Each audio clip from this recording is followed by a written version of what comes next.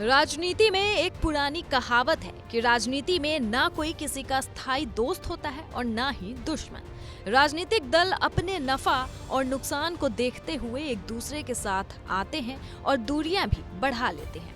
ये कहावत इस समय समाजवादी पार्टी के मुखिया अखिलेश यादव और कुंडा से विधायक और जनसत्ता दल लोकतांत्रिक के अध्यक्ष रघुराज प्रताप सिंह राजा भैया पर सटीक बैठ रही है। मामला क्या है आपको बताते हैं, लेकिन इससे पहले ये पोस्ट देखिए। पहलगाम में हुए आतंकी हमले को लेकर देश भर में भारी गुस्सा है। राजनीतिक दलों के नेता भी इस घटना पर अपना अपना बयान जारी कर रहे हैं और प्रतिक्रिया दे रहे हैं। राजा भैया ने अपने पोस्ट के जरिए कश्मीर टूरिज्म के बॉयकॉट की अपील कर दी।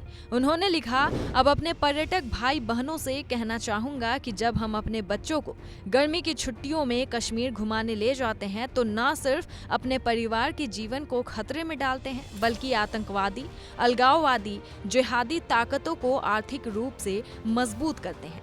इतना ही नहीं, हम अनजाने में अपने ही खिलाफ छिड़े जिहाद को अपनी ही जेब से फंड करते हैं। राजा भैया ने अंत में लिखा, कलावा देख के और वस्त्र उतार कर धन देखने के बाद गोली मारने वाले आतंकियों ने एक बार फिर साबित कर दिया कि आतंकवाद का मजहब होता है। राजा भैया के इसी बयान पर सवाल हुआ अखिलेश यादव से, जो प्रेस कॉन्फ्रेंस में सवालों के जवाब दे रहे थे। उनसे पूछा गया कि राजा भैया के इस बयान पर आपकी क्या राय है। अखिलेश ने एक लाइन में जो जवाब दिया वो वायरल है, आप भी सुनिए। किसने? राजा भैया ने कश्मीर की पहलगाम की घटना को लेकर राजा भैया ने टूरिज्म को बाइकाट कर हमारा कोई परिचय उनसे नहीं है। बाइकाट करने के लिए कहा किया है। किसने? राजा भैया ने कश्मीर की पहलगाम की घटना को लेकर राजा भैया ने टूरिज्म को बाइकाट कर हमारा कोई परिचय उनसे नहीं है। अखिलेश ने राजा भैया का नाम सुनते ही ऐसा जवाब दे दिया है कि एक बार फिर अखिलेश और राजा भैया के बीच बनी दूरियों की चर्चा एक बार फिर होने लगी है। आपको बता दें कि रघुराज प्रताप सिंह उर्फ राजा भैया ने साल 2024 में हुए लोकसभा चुनाव में कथित तौर से सपा का साथ दिया था। इसके बाद ऐसा लगा था कि सालों बाद राजा भैया और सपा की दूरियां कम हुई है।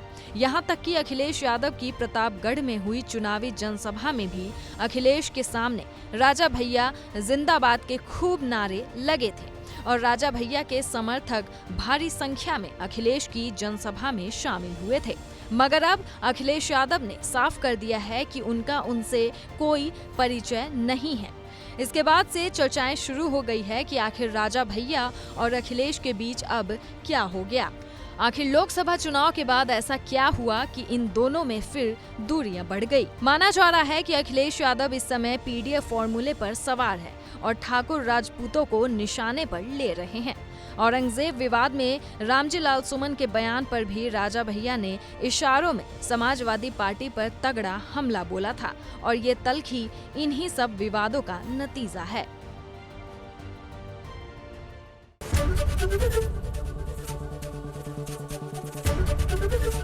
एबीपी गंगा, खबर आपकी, जुबान आपकी।